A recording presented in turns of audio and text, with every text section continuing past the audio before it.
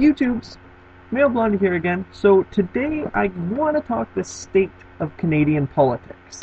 You know, with the hasty rejection of the Conservatives' budget proposal and the overwhelming vote in Parliament, non-confidence, Canadians have 5 weeks until we go back to the polls. Again, the Harper government is the first government in the Commonwealth to be held in contempt of Parliament for not providing enough information to the opposition about, the cost of the fighter jets or the cost of the prison expansion program or a private swimming pool or something.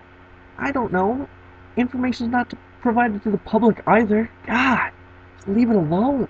So since we are going back to the ballot box, I figured that I would highlight some very important opinions about the parties, my opinions, so that you, the voters, can be blondely informed or something. So the Conservatives.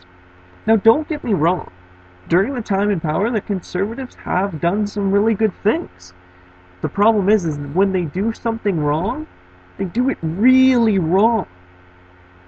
The latest conundrum was the whole changing of government's official letterheads to read the Harper government.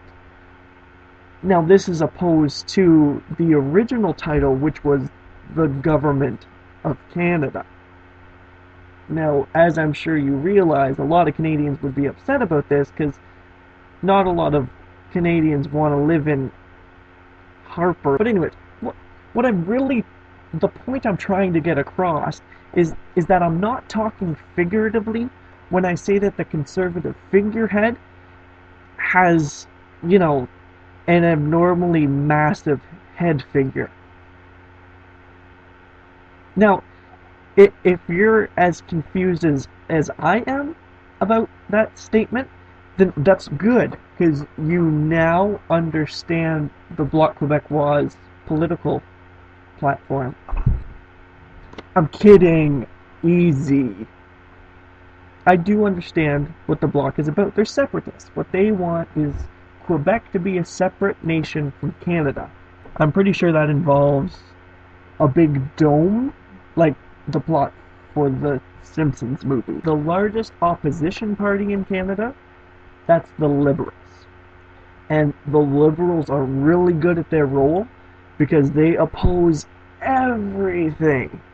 Anything Harper says, Ignatieff rejects. And if I've learned anything from the attack ads that have been shown here on YouTube or on television, it's that Liberals really don't like Conservatives. And Conservatives don't like academics. I mean, who needs that? Ignatieff went to the States to become an academic. Ignatieff can read statistics. Who needs to read statistics? Besides anyone who goes and pursues a post-secondary education. But, to Harper's credit, that number of people is slowly dwindling due to the rising cost of tuition and the abnormally ridiculous cost of books. So there, Ignatieff, you ugly, elitist, academic, elitist?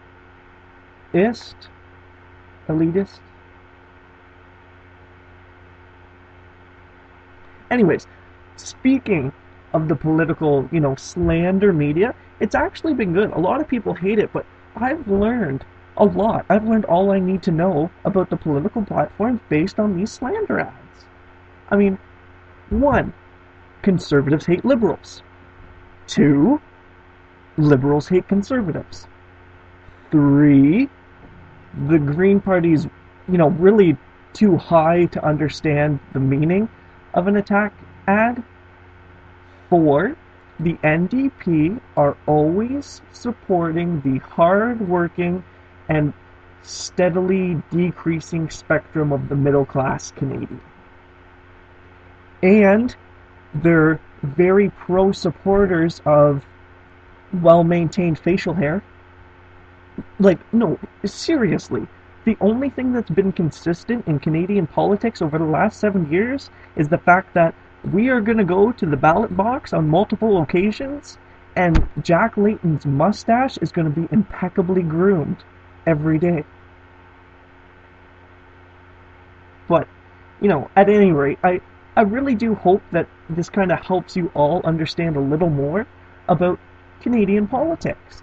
And I hope that you're all a lot more informed and you now know whose name you're going to give that check mark to when you go to the ballot box. But if you haven't learned anything, which you should have, if you haven't, then, pay attention to this. You have to go out and vote. Because if you don't vote, you don't have the right to complain. And in Canadian politics, that's really the only right that matters. Thanks, guys.